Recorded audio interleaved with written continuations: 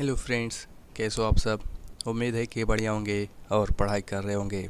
जैसा कि आप सभी जानते हैं कि इस यूट्यूब चैनल पर आप लोगों को कंटेंट प्रोवाइड किए जाते हैं। आज हम क्लास 6 चैप्टर 2 महासागर एवं महाद्वीप इस चैप्टर का अध्ययन करने वाले हैं। इससे पहला एक चैप्टर हो चुका है और ये दूसरा चैप्टर है। इसे इस तरीके से कस्टमाइज़ किया गया है कि आपकी एक एक एनसीईआरटी की लाइन नहीं छूटेगी। पहली बार ऐसा हो रहा है कि पीडीएफ के रूप में और अच्छे, जैसे कि फ़ॉन्ट इसके बड़े हैं, इमेज ऐड है, इस तरीके से पढ़ाया जा रहा है पहली बार। क्योंकि इसमें एक एक एनसीईआरटी लाइन भी है, इमेज भी है और बड़े टेक्स्ट भी है जो पढ़ने में बहुत ही आसानी हमें प्रदान करते हैं। तो इसी क्रम में हम आगे बढ़ते हैं। अगर आपको वीडियो अच्छी लगती है तो प्लीज़ वीडियो को लाइक कर दीजिएगा और चैनल को भी सब्सक्राइब कर लीजिएगा। इसी तरीके से आगे के वीडियोस आते रहेंगे तो आपको पता चलता रहेगा। तो महासागर एवं महाद्वीप इस चैप्टर का नाम है, ये सेकंड चैप्टर है। सबसे पहले हम ये बहुत ही महत्वपूर्ण, आप कह लीजिए कि कबीरदास जी के द्वारा लिखी गई, उनके द्वारा लिखी नहीं बल्कि पढ़ी गई एक ऐसी लाइन है जो जोश को उभार देती है। काल करे सो आज करे सो अब, पल में प्रलय होएगी बहुरी करेगा कब। इसका मतलब होता है जो काम करना है उसे कल पर मत टालो, जो आज करना है उसे अभी करो, क्योंकि पता नहीं अगले ही पल क्या हो जाए। अगर अचानक विनाश हो गया तो फिर वह काम कब कर पाओगे। तो इसका मतलब यह होता है हमें किसी काम को अगले दिन पर नहीं टालना चाहिए। हमें ये चाहिए कि जो काम होने के लायक है उसे उसी समय ख़त्म कर दें, क्योंकि पल में क्या होने वाला है ये किसी को पता नहीं होता है। हम आते हैं अपने टॉपिक पर आने से पहले जूल्स वर्न जी के द्वारा जो अपने विचार उन्होंने दिए हैं उसके बारे में जान लेते हैं। उन्होंने कहा कि महासागर ही सब कुछ है, महासागर ही सब कुछ है। यह पृथ्वी के 7/10वें भाग पर व्याप्त है, यानी 10 में से 7 हिस्सा केवल महासागर है। इसकी श्वास शुद्ध एवं स्वस्थ है। यह विस्तृत निर्जन स्थल है जहाँ मानव कभी अकेला नहीं हो सकता, क्योंकि यहाँ वह जीवन का अपने आसपास ही अनुभव करता है। महासागर प्रकृति का विस्तृत भंडार है। दूसरे शब्दों में कहें तो संसार का आरंभ महासागरों से हुआ है और कौन जानता है कि इसका अंत इसी में न हो। इनके द्वारा ऐसा कहा जा रहा है कि महासागर ही हमारे लिए सब कुछ है। अगर हमारी सभ्यता बनी तो इसी नदियों के सहारे बनी। हमारा अस्तित्व ही इन नदियों, जलाशयों, मतलब पानी के द्वारा ही है। और ये आखिर में बताते हैं कि कहीं जिस तरीके से हमारा आरंभ महासागरों से हुआ, छोटी मतलब जो पहली जंतु थी वो महासागरों से उत्पन्न हुई, ऐसा ना हो कि हम इसका अंत भी महासागरों से ही हो। तो ये जूल्स वर्न के विचार थे। अब महत्वपूर्ण प्रश्न, ये आपको पहले ही पेज पर मिल जाएगा कि हमें क्या क्या पढ़ना है इसमें। जैसे कि महासागर एवं महाद्वीप क्या है, उनके नाम क्या हैं एवं उनका वितरण कैसा है, तो इसके बारे में अध्ययन करेंगे। और दूसरा प्रश्न ये है कि महासागर एवं महाद्वीप पृथ्वी पर जीवन को, जिसमें मानव जीवन भी सम्मिलित है, किस प्रकार प्रभावित करते हैं। यानी महासागर एवं महाद्वीप किस तरीके से एक मानव सभ्यता को, मानव जीवन को प्रभावित करते हैं। और ये आप चित्र 2.1 देखिएगा, बाद में काम आएगा। आइए अब हम अपने ग्लोब की ओर लौटते हैं। आपने पिछली कक्षा अगर पढ़ी हो, पिछली कक्षा में वीडियोस देखे हों, तो ग्लोब के बारे में चर्चा हुई थी। तो वही लिखा हुआ है कि आइए अब हम अपने ग्लोब की ओर लौटते हैं और इसे धीरे धीरे घुमाते हैं।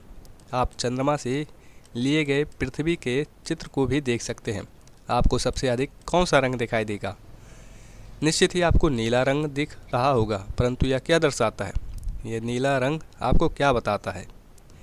आपने उत्तर का अनुमान लगा लिया होगा कि ये तो जल दिख रहा होगा। इसका अर्थ यह है कि पृथ्वी की अधिकांश सतह जल से घिरी हुई है। वास्तव में पृथ्वी की 3/4 भाग यानी 4 में से 3 भाग जल से घिरा हुआ है। इसी कारण अंतरिक्ष से देखने पर पृथ्वी नीली दिखाई देती है। अगर हमसे कोई क्वेश्चन पूछ लेता है कि पृथ्वी नीली क्यों दिखाई देती है, तो कारण क्या है? क्योंकि कारण ये है कि हमारी पृथ्वी का जो 3/4 यानी 4 में से 3 भाग जल से घिरा हुआ है, इसलिए पृथ्वी नीली दिखाई देती है। इसलिए आरंभिक अंतरिक्ष यात्रियों ने स्नेहपूर्वक पृथ्वी को क्या कह दिया? नीला ग्रह कह दिया। ग्लोब पर हम जो सबसे बड़ी जलराशियाँ देखते हैं उन्हें महासागर कहते हैं। चित्र 2.1 अभी आप देखे होंगे, ये रहा चित्र 2.1। ये अंतरिक्ष से पृथ्वी का दृश्य है। छाया चित्र लूनर रिकॉनेसेंस ऑर्बिटर द्वारा इसे लिया गया है। इस दृश्य के मध्य में प्रशांत महासागर, बाईं ओर अफ्रीका, ऊपर की ओर भारत, यूरेशिया के भाग और ऑस्ट्रेलिया और नीचे की ओर अंटार्कटिका को दर्शाया गया है। ये ऑस्ट्रेलिया है और ये गल्फ कंट्री, ये भारत। तो इस तरीके से अभी आप देखेंगे, परेशान ना होइए। तो चित्र 2.1 में जो ग्लोब के लगभग 1/4 भाग पर एक लाइन हमारा छूट गया, फिर से पढ़ते हैं। चित्र 2.1 में दर्शाए गए पृथ्वी के चित्र में आपको एक अन्य रंग भूरा भी दिखाई देगा। यह भूमि का रंग है जो ग्लोब के लगभग 1/4 भाग पर फैला है। अगर 3 भाग पर पानी है तो एक भाग ही तो बचा 4 में से, तो एक भाग जो है वो ज़मीन का हिस्सा है।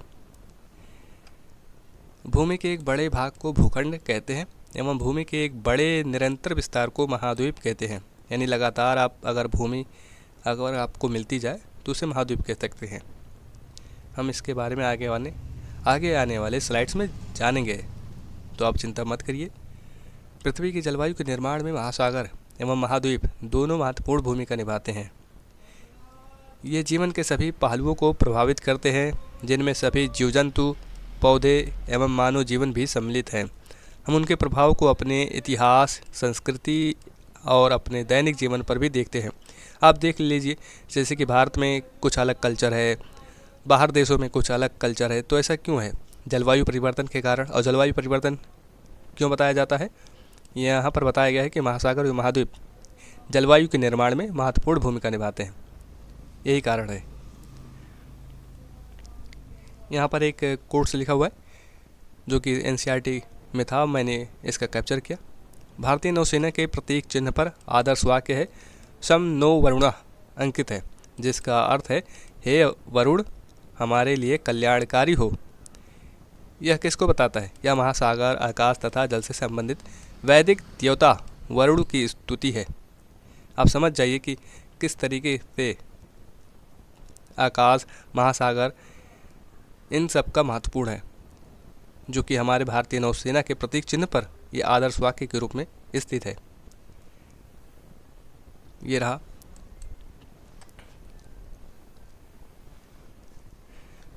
पृथ्वी पर जल एवं भूमि का वितरण, इसे देख लेते।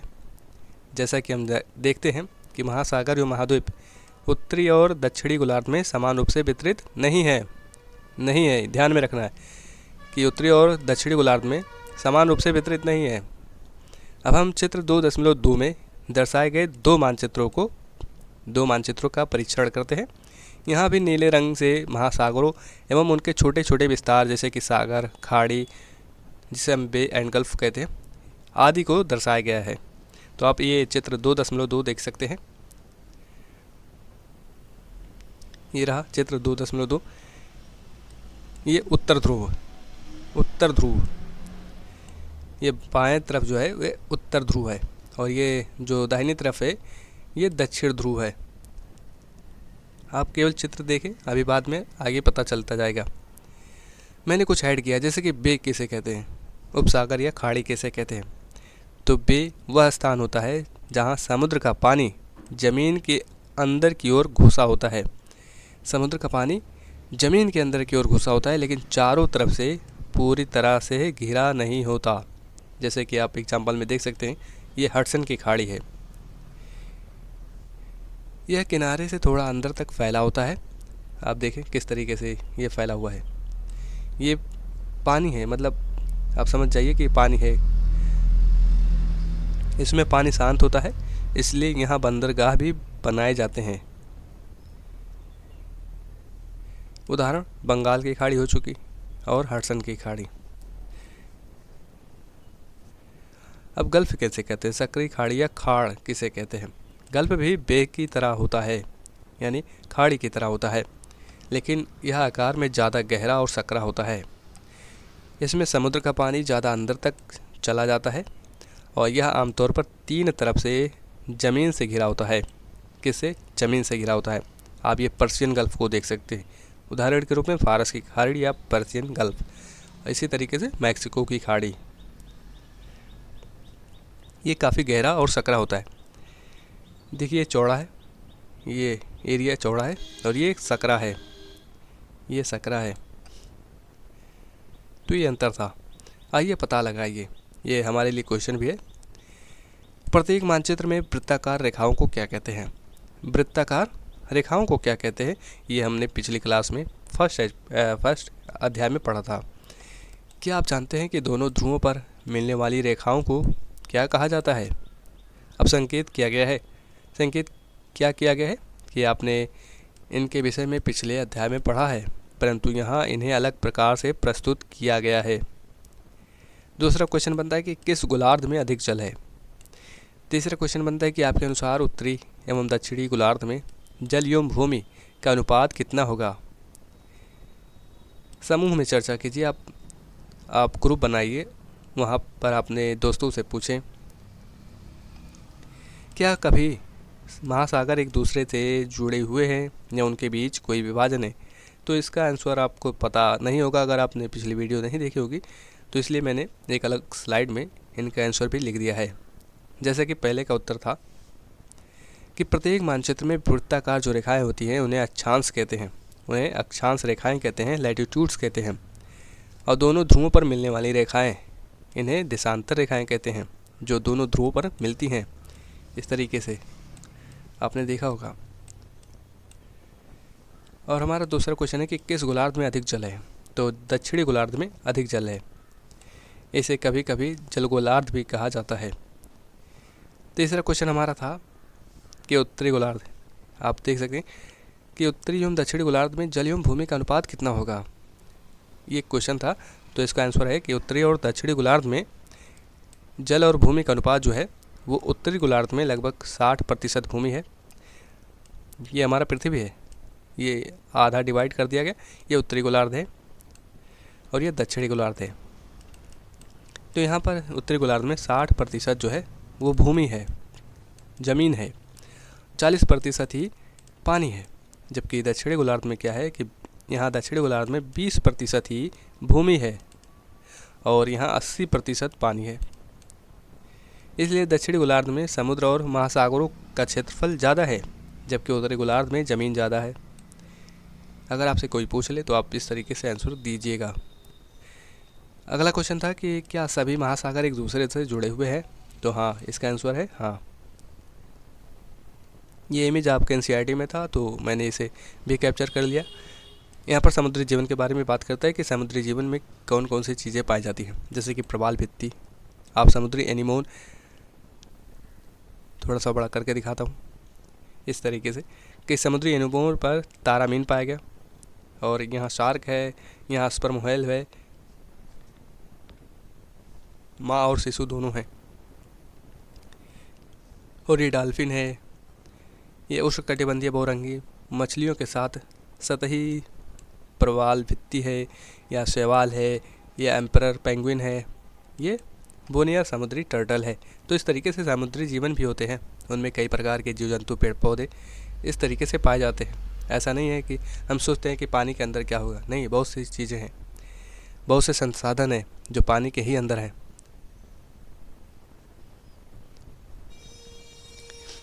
पृथ्वी पर उपलब्ध जल का अधिकांश भाग महासागरों में है, परंतु यह जल लवणीय यानी खारा है एवं मानव सहित बहुत से स्थलीय जीवों के उपभोग के लिए अनुपयोगी है, यानी आप उसका यूज नहीं कर पाएंगे। दूसरी ओर अलवणीय जल जो कि पेय जल है, जिसे हम पीते हैं, अलवणीय जल का पृथ्वी के जल संसाधनों में अत्यल्प हिस्सा है, बहुत ही कम हिस्सा मिलेगा आपको। जो हम पीते हैं पानी वो बहुत ही कम हिस्सा है।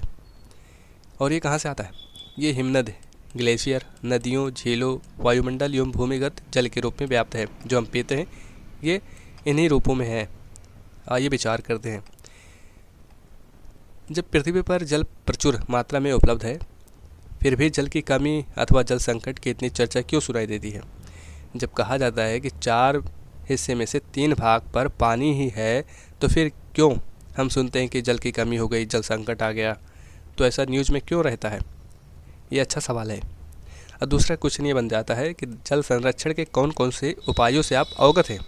इनमें से किसका उपयोग आपने अपने घर, विद्यालय, गांव, उपनगरों एवं नगरों में होते देखा है?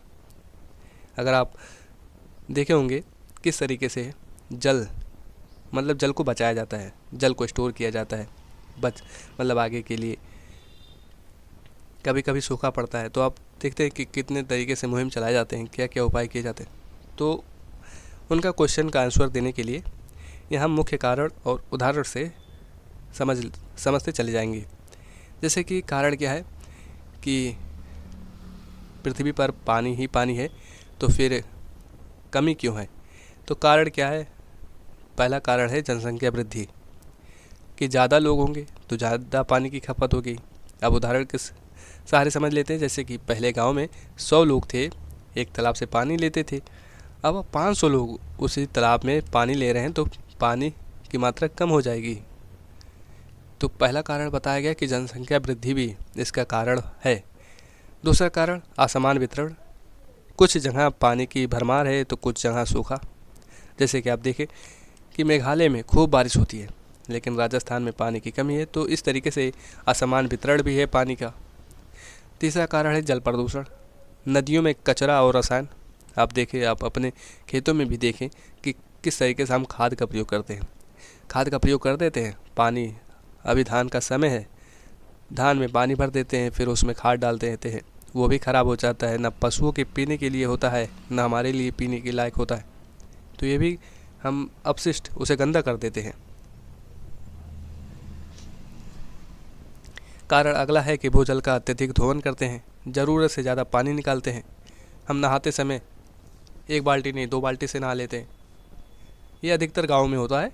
शहरों में तो पानी की कमी है ही, क्योंकि वहाँ पर लोग जो टॉकी होती है उसका प्रयोग करते हैं। पानी आता है समय से, पानी चला जाता है, तो वहाँ शहरों में इसकी कमी है। लेकिन गांव में क्या होता है कि 1 बाल्टी नहाना होता है, 2 बाल्टी नहा लेते हैं, खूब पानी का इस्तेमाल करते हैं। हमें पानी ज़रूरत से ज़्यादा नहीं खर्च करना चाहिए, ये हमें ध्यान में रखना होगा, क्योंकि पानी एक ऐसा संसाधन है ख़त्म हो सकता है। अब उदाहरण के रूप में देख सकते हैं कि भूजल का अत्यधिक दोहन कहाँ होता है। जैसे कि खेतों की सिंचाई के लिए ट्यूबवेल दिन रात चलाना, आपने भी देखा होगा। अभी धान का समय है, लोग खेतों में पानी डालते हैं, पानी डालते चले जाते हैं और किसी किसी को तो भाई महंगा पड़ता है पानी खेतों में डालने का। लेकिन जिनके पास मोटर इंजन है, वो पानी खूब डालते हैं, मैंने देखा हुआ है। रात भर छोड़ देते हैं खुला, पानी बहता आ जाता है, कहाँ कहाँ जाता है। तो इस तरीके से अत्यधिक दोहन भी कारण बन रहा है। अगला जो कारण बन रहा है कि बारिश का असमान पैटर्न, जलवायु परिवर्तन में मौसम बिगड़ना। उदाहरण के रूप में जहाँ पहले 3 महीने में लगातार बारिश होती थी, अब अचानक 2 दिन में बहुत तेज़ बारिश और बाकी समय सूखा। आप भी इसी महीने में देखिए, इसके पिछले महीने में देखिए कितना बारिश हो रहा है। कहीं कहीं तो बारिश बहुत ज़्यादा हो रहा है और कहीं कहीं तो पानी ही नहीं बरस रही। हमारे यहाँ क्षेत्रों में तो पानी की कमी है, बारिश ही नहीं हो रही है। तो कारण बहुत से हैं, आप भी कारण को बताएं। अब जल संरक्षण के उपाय क्या किए जा सकते हैं? तो पहला उपाय वर्षा जल संचयन यानी रेन वाटर हार्वेस्टिंग करें। उदाहरण कि घर की छत से बारिश का पानी पाइप के जरिए टंकी में भरना। आप इस तरीके की विधि को इस्तेमाल करके पानी को बचा सकते हैं। पानी का पुनः उपयोग कीजिए, रिसाइकल या रीयूज, जैसे कि आरओ से निकला वेस्ट जो वाटर होता है, जो बचा हुआ पानी होता है, उसमें आप उसे पौधों को दे दें। इससे भी फ़ायदा हो जाएगा, पौधों को भी पानी मिल जाएगी, आप उसे वेस्ट भी नहीं कर सकते। तीसरा कारण है कि ड्रिप और स्प्रिंकलर सिंचाई।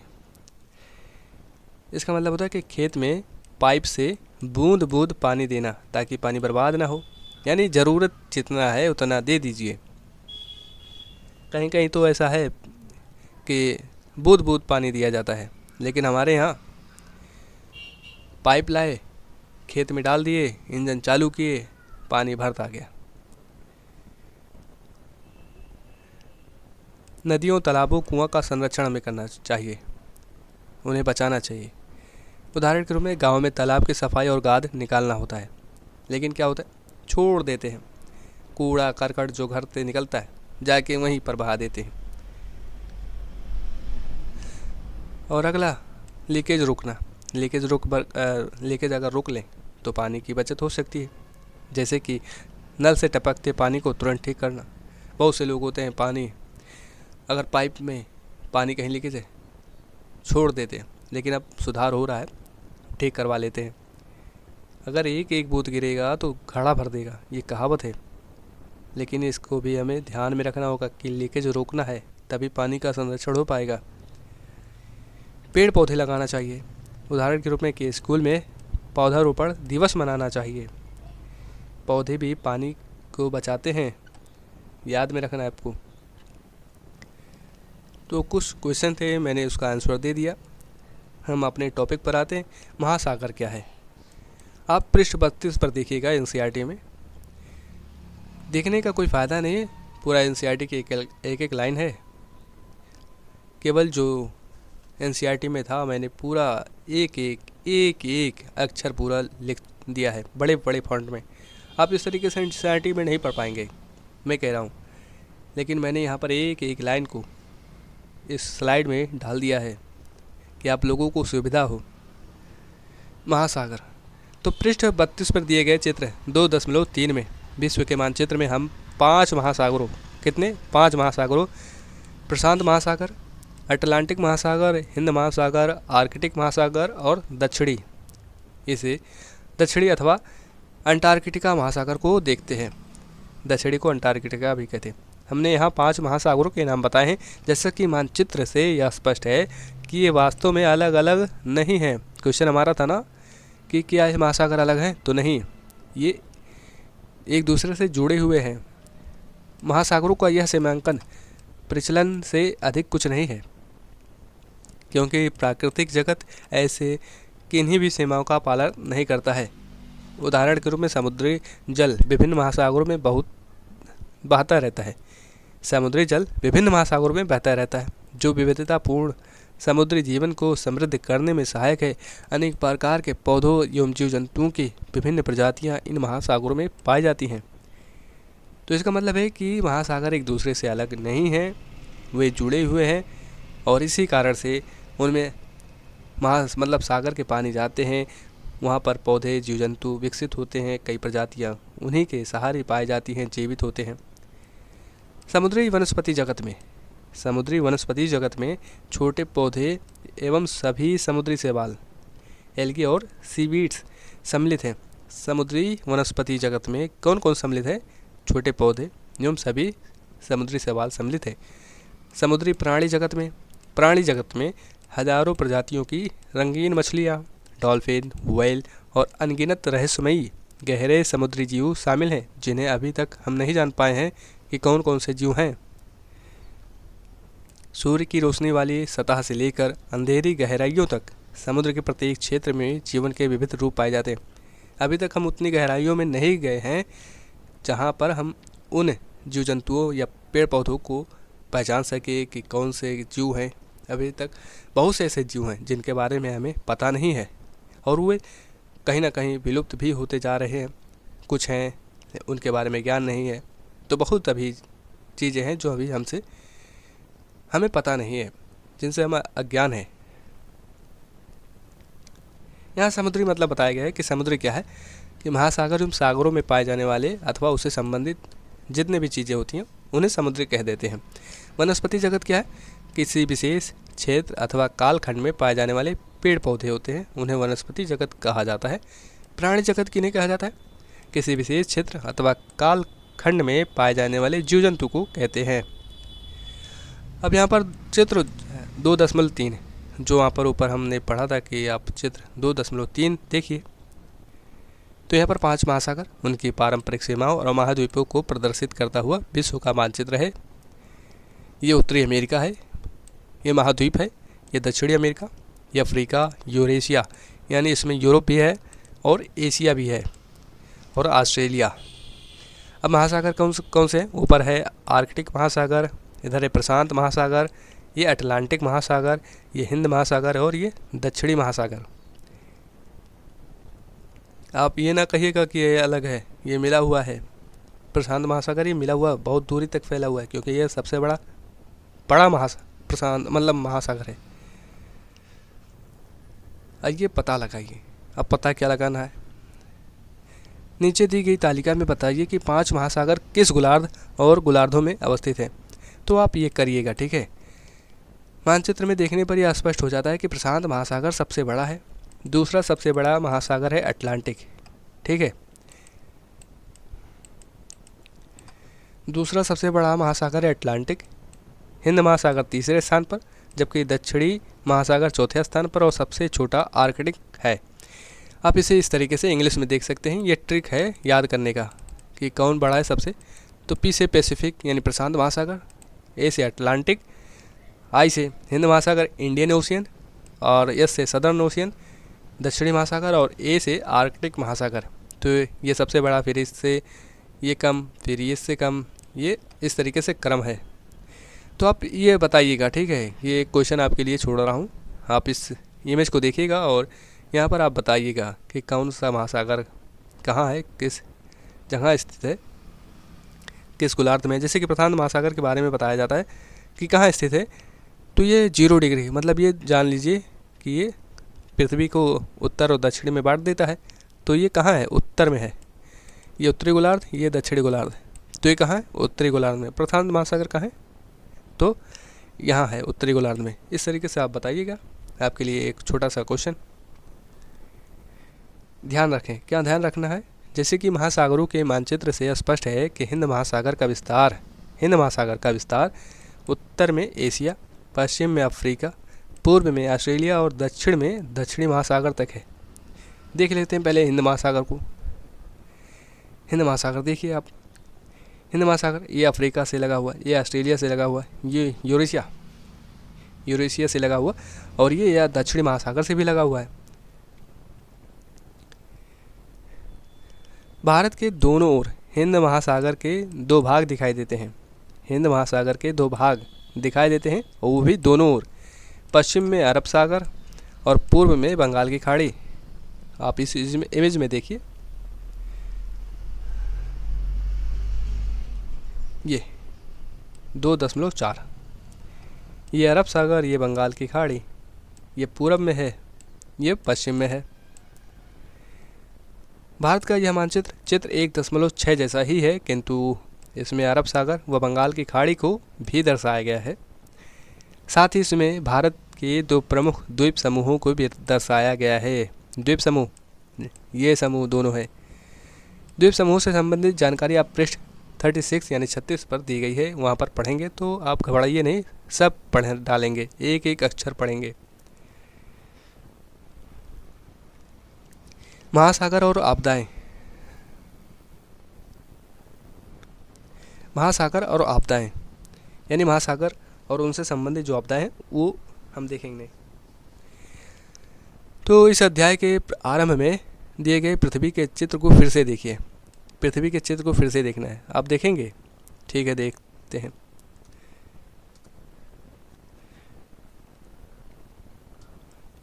ये देखिए, आप पहले ध्यान से देखिए।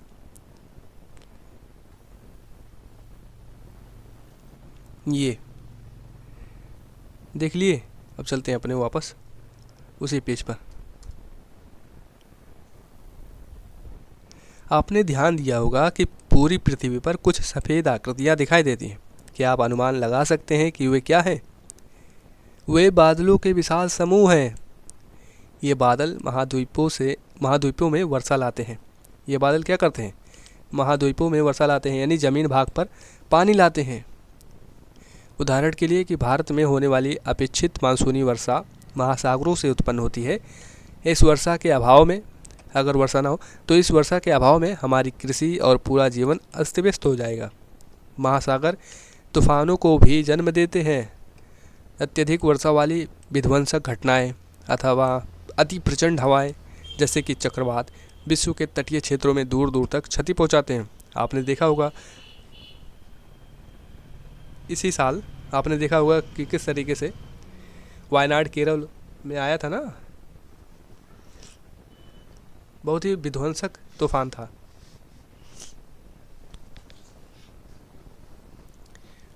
एक अन्य प्राकृतिक आपदा है सुनामी। एक अन्य प्राकृतिक आपदा सुनामी भी समुद्र में, कहाँ, समुद्र में उत्पन्न होती है। यह विशाल और शक्तिशाली तरंगे होती हैं जो महासागर तल में तीव्र भूकंप और अथवा ज्वालामुखी के फटने के कारण आती हैं। तो किसके कारण आती हैं? तीव्र भूकंप अथवा ज्वालामुखी के फटने के कारण। सुनामी हजारों किलोमीटर तक जाकर तटीय क्षेत्रों को डुबा सकती है, जिससे व्यापक स्तर पर हानि होती है। वहाँ पर बंदरगाह होते हैं, वो भी डूब जाएंगे, मतलब ख़राब हो जाएंगे, अस्त व्यस्त ख़राब हो जाएंगे। तो बहुत ही नुकसान हो जाएगा, क्योंकि उसी की वजह से हमारा अन्य देशों के साथ व्यापार होता है। ध्यान रखें, अब क्या ध्यान रखना है कि 26 दिसंबर 2004 के दिन हिंद महासागर के आसपास भारत और अन्य 13 देश प्रचंड सुनामी से प्रभावित हुए। कब की बात है? 2004 की बात है। यह सुनामी इंडोनेशिया में आए भूकंप के कारण आई थी। भूकंप आया था इंडोनेशिया में। इस आपदा में 2 लाख से अधिक लोगों की जान गई। बहुत ही ज़्यादा संख्या है, जान लीजिए आप, 2 लाख। भारत में अंडमान एवं निकोबार द्वीप समूह, पृष्ठ 33 पर चित्र 2.4 देखिए, जो कि हमने देख लिया है, अब नहीं देखने वाले। और पृष्ठ 36 पर द्वीपों से संबंधित उपखंड को भी देखिए, तो अभी देख लेंगे, है कि नहीं। तो अंडमान एवं निकोबार द्वीप समूह, तमिलनाडु और केरल के तटीय क्षेत्र इससे भीषण रूप से प्रभावित हुए और जान माल की अत्यधिक क्षति हुई। इस प्रकार की सुनामी कभी कभी आती है, किंतु यह अत्यंत विध्वंसकारी होती है। हालांकि तट से टकराने से पहले इसका अनुमान लगाया जा सकता है। बहुत से देश इस प्रकार की पूर्व चेतावनी प्रणाली हेतु मिलजुल कर काम कर रहे हैं कि सुनामी आने से पहले हमें कुछ जानकारी हो जाए। इस पर भी काम हो रहा है। विशेषकर भारत समेत बहुत से देश हिंद महासागर सुनामी चेतावनी प्रणाली में सहयोग कर रहे हैं, क्योंकि आपने देखा होगा कि भारत के नीचे ही हिंद महासागर है। तो इस तरीके से हिंद महासागर को लेकर भी लोग, मतलब हिंद महासागर में भी तो आ सकता है, सुनामी आ सकती है। तो जो देश हिंद महासागर से लगे हुए हैं तो वे लोग भी इस पर काम कर रहे हैं। तो भारत समेत बहुत से देश हिंद महासागर सुनामी चेतावनी प्रणाली में सहयोग कर रहे हैं। इससे जानमाल की रक्षा करने के उपायों में सहायता मिलती है। जिन घटनाओं के कारण जान और माल की क्षति होती है उन्हें आपदा प्रबंधन के अंतर्गत नियंत्रित किया जाता है। भारत में सभी प्रकार की आपदाओं का सामना करने के लिए राष्ट्रीय आपदा प्रबंधन प्राधिकरण है। सभी प्रकार की आपदाओं का सामना करने के लिए क्या है? राष्ट्रीय आपदा प्रबंधन प्राधिकरण है। अगले अध्याय में हम कुछ अन्य उदाहरण देखेंगे। ये हम अगले चैप्टर में देखेंगे, अभी नहीं, लेकिन हाँ जो कुछ इम्पोर्टेंट पॉइंट है उसका मैंने इस अगले स्लाइड में जिक्र किया है। आप देख लें कि हिंद महासागर सुनामी चेतावनी प्रणाली क्या है। तो पूरे हिंद महासागर के देशों द्वारा मिलकर बनाई गई एक व्यवस्था जो समुद्र में हलचल को मापकर पहले से चेतावनी दे सकती है। इसकी स्थापना 2005 में हुई। किसके द्वारा? यूनेस्को के इंटर गवर्नमेंटल ओशियनोग्राफिक कमीशन IOC के मदद से की गई। इसकी स्थापना 2005 में होती है। किसके द्वारा? IOC के मदद से। भारत इस प्रणाली का महत्वपूर्ण हिस्सा है। तो आपने देख लिया कि हिंद महासागर सुनामी चेतावनी प्रणाली क्या है। ये NCERT में नहीं था, मैंने ऐड किया है आप लोगों के लिए कि आप लोगों के एग्ज़ाम के लिए अच्छा हो, क्योंकि ये क्लास जो है क्लास 6 के बच्चों के लिए भी है और बड़े क्लास, मतलब जो गवर्नमेंट जॉब के लिए तैयार कर रहे हैं, तैयार हो रहे हैं, उनके लिए भी है। राष्ट्रीय आपदा प्रबंधन प्राधिकरण NDMA मुख्य बिंदु, इसका पूरा नाम है national disaster management authority. NDMA का full form national disaster management authority यानी राष्ट्रीय आपदा प्रबंधन प्राधिकरण। इसकी स्थापना 27 सितंबर 2006 को हुई थी। कानूनी आधार क्या है? आपदा प्रबंधन अधिनियम 2005 है, इससे ये शक्ति प्राप्त करती है। मुख्यालय कहाँ है? नई दिल्ली में। अध्यक्ष कौन होते हैं? प्रधानमंत्री। वर्तमान में कौन है? नरेंद्र मोदी जी। सदस्य अधिकतम 9 सदस्य और एक उपाध्यक्ष होते हैं। कार्यकाल 5 वर्ष का होता है। तो आपने देख लिया, बहुत ही इम्पोर्टेंट था ये, एग्ज़ाम में पूछे जाते हैं, तो आपको भी बताना था तो मैंने बता दिया। एक एक डिटेल जो एनसीईआरटी में था वो भी, और साथ में एक्स्ट्रा चीज़ें भी आपको बता दिया। अगर आपको अभी वीडियो ना पसंद आए तो आप बताइए कि क्या कमियां हैं जिससे आपको ये वीडियो पसंद नहीं आ रही है, आप बताएं। अब एनडीएमए के क्या कार्य हैं, मुख्य कार्य बताएं। तो आपदा प्रबंधन की नीतियाँ और योजना बनाना होता है। दूसरा इनका कार्य होता है रोकथाम, तैयारी और राहत कार्य, और केंद्र राज्य के बीच समन्वय करना होता है। राज्य स्तर पर भी होते हैं, राज्य स्तर पर भी प्राधिकरण होते हैं, जैसे कि एसडीएमए, और इसका अध्यक्ष मुख्यमंत्री होता है। जिला स्तर पर भी होता है डीडीएमए जिसे कहते हैं, जिला अधिकारी अध्यक्ष होते हैं। और विशेष बल भी होता है एनडीआरएफ यानी नेशनल डिजास्टर रिस्पांस फोर्स होता है।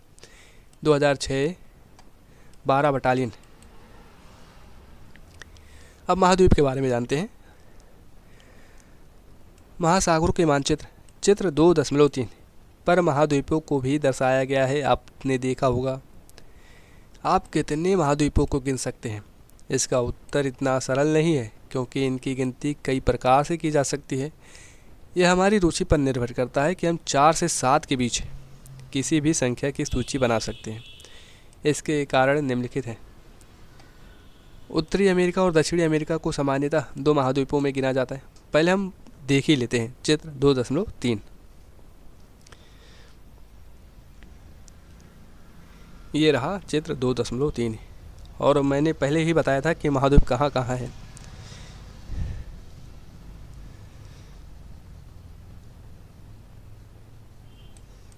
ये रहा पहला महाद्वीप उत्तरी अमेरिका, ये दक्षिण अमेरिका, ये अफ्रीका, ये यूरेशिया, ये ऑस्ट्रेलिया, ये अंटार्कटिका। कितने हो गए? 1 2 3 4 5 6। आपका हो गए 6 है। तो आप अलग अलग तरीके से गिन सकते हैं, जैसे कि वहाँ नीचे अभी स्लाइड में हमने पढ़ा कि 4 से 7 तरीक़ों से इसे हम पढ़ सकते हैं। कम से कम 4 भी पढ़ सकते हैं और 7 भी पढ़ सकते हैं। जैसे कि यूरेशिया को अगर हम यूरोप और एशिया में तोड़ दें तो 7 हो जाएंगे एशिया। अब 1 2 3 4 5 6 7 हो चुके।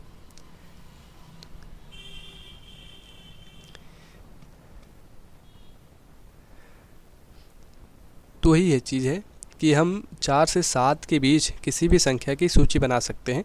इसके कारण निम्नलिखित हैं। कारण क्या है?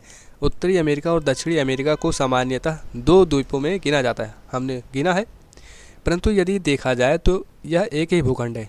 अगर आप उत्तरी अमेरिका और दक्षिणी अमेरिका को एक बना देंगे, 2 के बजाय 1 हो जाएगा भाई, तब तो 1 हो जाएगा। इन्हें एक भी समझा जा सकता है। यूरोप और एशिया को सामान्यतः 2 महाद्वीप माना जाता है, यद्यपि मानचित्र में यह स्पष्ट दिखाई देता है कि वह एक ही भूखंड है। आपने देखा। ऐतिहासिक और सांस्कृतिक कारणों से यूरोप का विकास एशिया के विकास से बहुत भिन्न प्रकार से हुआ है, इसलिए इन्हें 2 महाद्वीपों के रूप में देखा जा सकता है। इसीलिए इन्हें 2 महाद्वीप के रूप में गणना करते हैं। क्यों? क्योंकि ये ऐतिहासिक रूप से भी अलग हैं और सांस्कृतिक कारणों से। हालांकि भूगर्भ शास्त्री सामान्यतः इन्हें एक ही महाद्वीप मानते हैं। यहाँ पर भी 2 का 1 हो गया। अफ्रीका और यूरेशिया को सामान्यतः 2 महाद्वीप समझा जाता है, कभी कभी 1 भी समझा जाता है। तो यहाँ पर भी 2 का 1 हो गया। मतलब हम 4 से 7 के बीच में सूची बना सकते हैं। तालिका में महाद्वीपों की अलग अलग प्रकार की गिनती को सार रूप में लिखिए। 4 महाद्वीप अगर हमें लिखना है तो हम अफ्रीका यूरेशिया 1 महाद्वीप बना देंगे, अमेरिका उत्तरी अमेरिका और दक्षिण अमेरिका को 1 बना देंगे, 1 हो गया ये। अंटार्कटिका का 1 और ऑस्ट्रेलिया 1, कुल 4 हो गए। 1 1 1 1 कुल 4। 5 बनाना है तो अफ्रीका अलग, अमेरिका अलग, अंटार्कटिका अलग, ऑस्ट्रेलिया अलग, यूरेशिया अलग। यहाँ इमेज दिया गया है, तो आप इस तरीके से बना सकते हैं। 4, 5, 6, 7 जिस तरीके से बनाना है सूची आप इस तरीके से बना सकते हैं। ध्यान रखें, ध्यान क्या रखना है कि आपने ओलंपिक खेलों के प्रतीकों में से एक प्रतीक ओलंपिक के 5 छल्लों को अवश्य देखा होगा। हाँ देखे हैं, ये देख रहे हैं। ये छल्ले विश्व भर से खिलाड़ियों के एकत्र होने का प्रतीक है।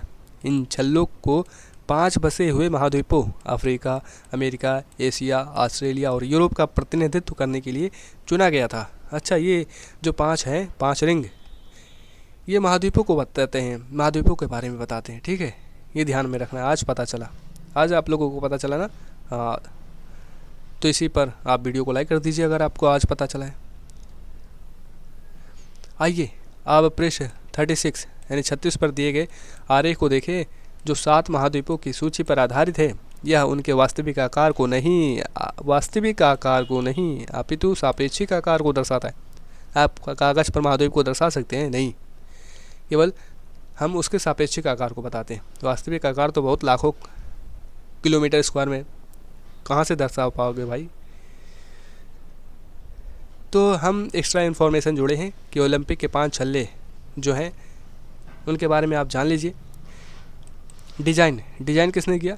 5 आपस में जुड़े हुए छल्ले हैं, ये डिज़ाइन है। इस तरीके से आपने देखा, अभी देख लीजिए फिर से, 3 ऊपर 2 नीचे, ये डिज़ाइन है इस तरीके से। निर्माता, इसको किसने बनाया? पिरेडी कुबार्डी ने बनाया। ये आधुनिक ओलंपिक के जनक कहे जाते हैं।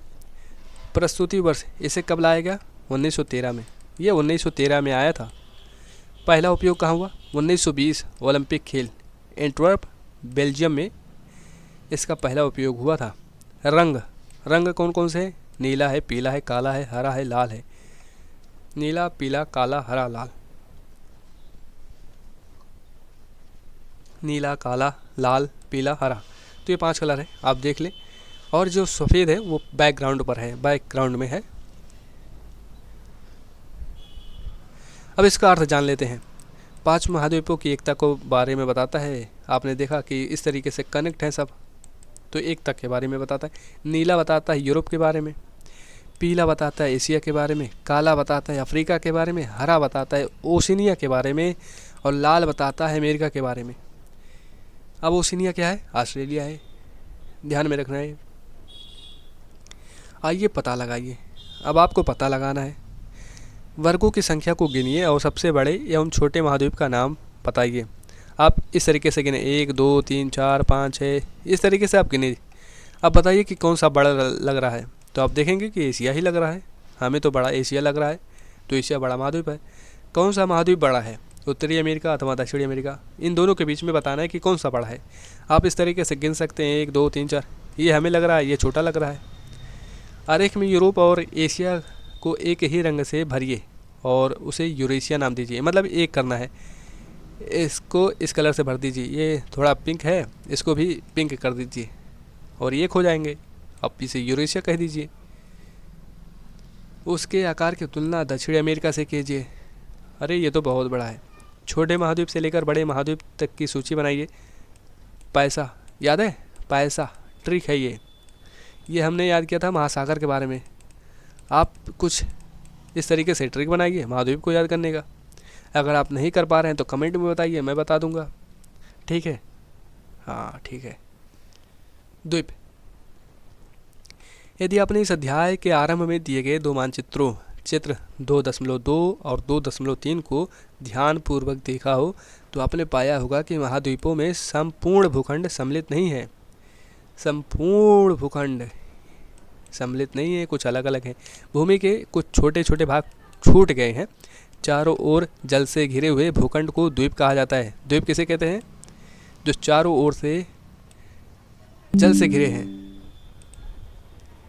महाद्वीप भी चारों ओर जल से घिरे होते हैं, महाद्वीप भी घिरे होते हैं, किंतु आकार में बड़े होने के कारण उन्हें द्वीप नहीं कहा जाता। इस ग्रह पर विभिन्न आकार के लाखों द्वीप हैं। आप इस चित्र 2.2 और 2.3 को ध्यान पूर्वक देख लीजिए। और यहाँ पर बैटरी ख़त्म हो रही है, ये 2.2 और ये 2.3।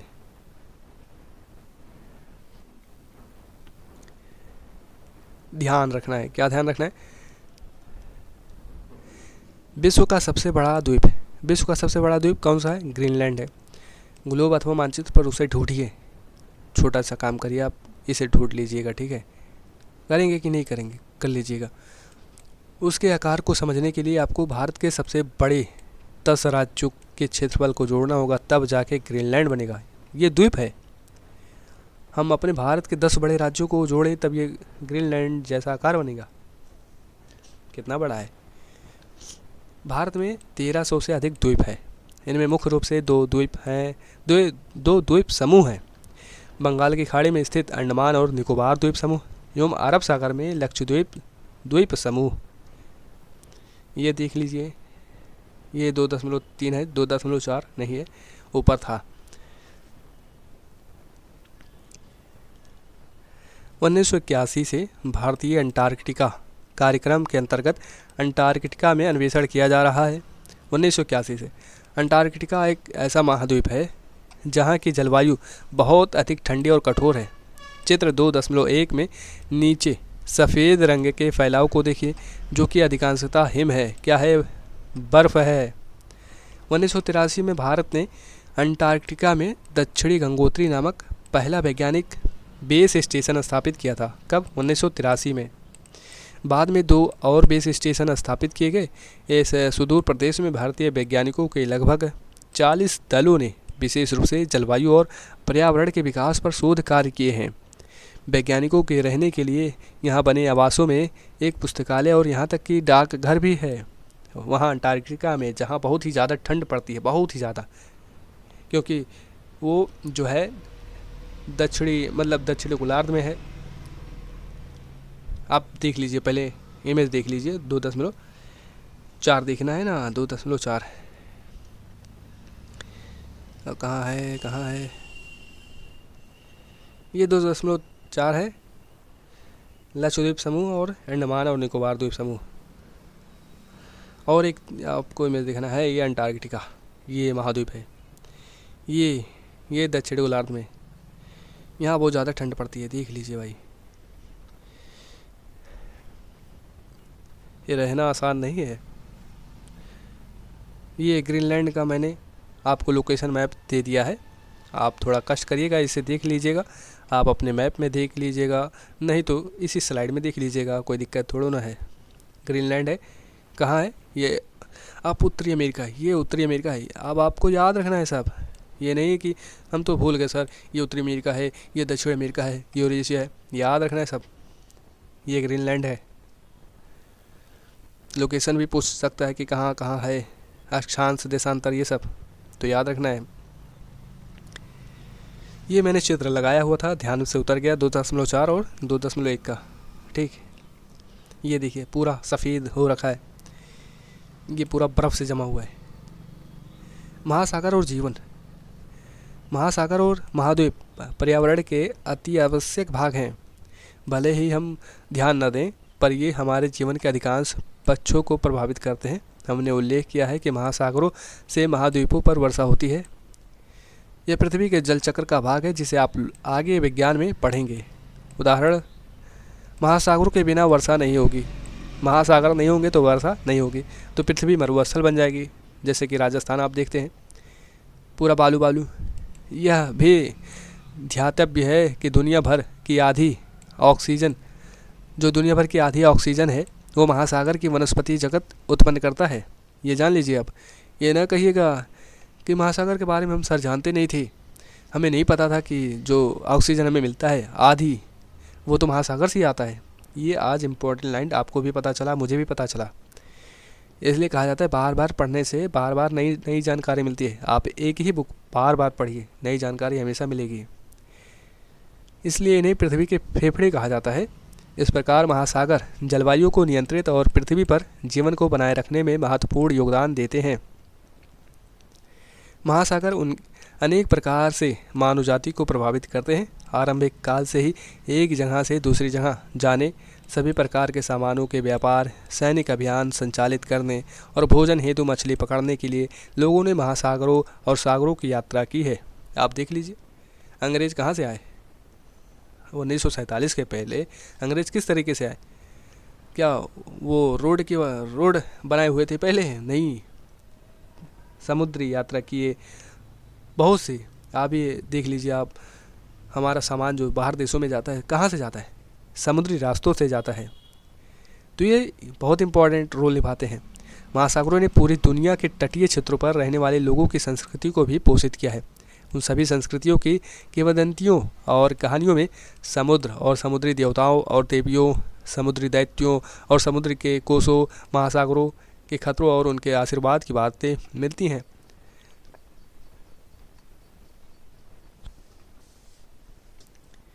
ध्यान रखें। क्या ध्यान रखना है? हमारे दिन प्रतिदिन के जीवन में महासागर की महत्वपूर्ण भूमिका को याद रखने के लिए संयुक्त राष्ट्र ने यूएन ने 8 जून को विश्व महासागर दिवस के रूप में घोषित किया है। बहुत इम्पोर्टेंट लाइन है, याद कर लीजिए। सवाल बन सकते हैं 8 जून को क्या मनाया जाता है? तो विश्व महासागर दिवस मनाया जाता है। 5 जून को क्या मनाया जाता है? कमेंट में बताना है। क्योंकि महासागर भोजन और औषधि के प्रमुख स्रोत और जैवमंडल के महत्वपूर्ण भाग के रूप में हमारे ग्रह के फेफड़े के रूप में कार्य करते हैं। वैज्ञानिक अध्ययनों से यह पता चलता है कि मानव की बढ़ती सामुद्रिक गतिविधियों ने महासागरों को प्रदूषित किया है। जैसे जैसे कि बढ़ रही आबादी ने हमारे लिए पानी की समस्या उत्पन्न कर दी है, उसी तरीके से सामुद्रिक गतिविधियों में महासागरों को प्रदूषित किया है। हम प्रति वर्ष लाखों टन प्लास्टिक कचरा समुद्र में फेंकते हैं। अब आप सोच लीजिए कितनी गलत बात है। हमें अपने पर्यावरण को सुरक्षित और स्वस्थ रखना चाहिए, तो हम गंदा कर रहे हैं। हमें इस बात को ध्यान में रखना है कि हमें अगर पर्यावरण सेफ है तो हम सेफ हैं, अगर पर्यावरण सेफ नहीं है तो हम सेफ नहीं रहेंगे। ये हमें याद रखना है। जो समुद्री जीव जंतुओं का जीवन संकट में डालता है। प्रदूषण के और भी बहुत से प्रकार होते हैं। परिणाम स्वरूप समुद्री पर्यावरण पर खतरा मंडरा रहा है। समुद्रों में आवश्यकता से अधिक मछली पकड़ना भी समुद्री जीवन के पतन का एक और कारण है। हम सभी का सामूहिक दायित्व है कि पृथ्वी और मानवता के भविष्य के लिए महासागरों को बचाने का प्रयास करें। हम इंसान हैं, अगर वो सेफ़ नहीं रहेंगे तो हम भी सेफ़ नहीं रहेंगे भाई, इतना जान लीजिए। हमें महासागरों के बारे में बात नहीं हो रही है, हमें अपने घर में सफाई भी रखना होगा, बाहर भी सफाई रखना होगा, हर चीज़ों को ध्यान में रखना होगा जिससे हमारा स्वास्थ्य जुड़ा हुआ है। आप जान लीजिए, आगे बढ़ने से पहले पृथ्वी के सतह पर विस्तृत जलाशयों को महासागर और विशाल भूखंडों को महाद्वीप कहा जाता है। ये सारांश है जो हमने ऊपर चैप्टर में पढ़ा है। महासागर आपस में जुड़े होते हैं। महाद्वीपों को विभिन्न प्रकार से गिना जा सकता है, किंतु सामान्यतः इन्हें 7 महाद्वीपों के रूप में गिना जाता है। हमने ये भी देखा दक्षिणी गोलार्ध की तुलना में उत्तरी गोलार्ध में स्थल भाग अधिक है, क्यों होते हैं ये भी देखा। महासागर सभी प्रकार के समुद्री जीवन को पोषित करते हैं और विश्व की जलवायु में महत्वपूर्ण भूमिका निभाते हैं। अत्यधिक मानवीय गतिविधियों के कारण इन पर गंभीर प्रभाव पड़ा है और इन्हें सामूहिक रूप से संरक्षित करने की आवश्यकता है कि नहीं है। और यहाँ पर हमारा चैप्टर पूरा कंप्लीट होता है। अगर आपको वीडियो अच्छी लगी हो तो प्लीज़ वीडियो को लाइक कर दीजिएगा। हाँ, एक ज़रूरी बात ये भी बतानी है कि ये केवल क्लास 6 के बच्चों के लिए नहीं था, बल्कि ये सभी स्टूडेंट्स के लिए था, एस्पिरेंट्स के लिए था जो पढ़ रहे हैं क्लास 6 या एनसीईआरटी को और चाहते हैं कि एक अच्छा कंटेंट मिले। तो आप इस चैनल को भी सब्सक्राइब कर लीजिएगा, क्योंकि एक एनसीईआरटी की लाइन को नहीं छोड़ा गया है बल्कि ऐड किया गया है। केवल क्योंकि आपके एग्ज़ाम को भी ध्यान में रखना है, बच्चों को भी समझाना है। तो इसीलिए अगर आपको वीडियो अच्छी लगती हो तो प्लीज़ वीडियो को लाइक कर दीजिएगा। और एक बात, कुछ कमियां हैं तो उसे भी कमेंट में बताइए, क्योंकि मैं कमियों को अपने खुद से नहीं जानता, आप बताएंगे, कमियों को दूर किया जाएगा। तो मिलते हैं अगले नेक्स्ट वीडियो में, तब तक के लिए जय हिंद, जय भारत।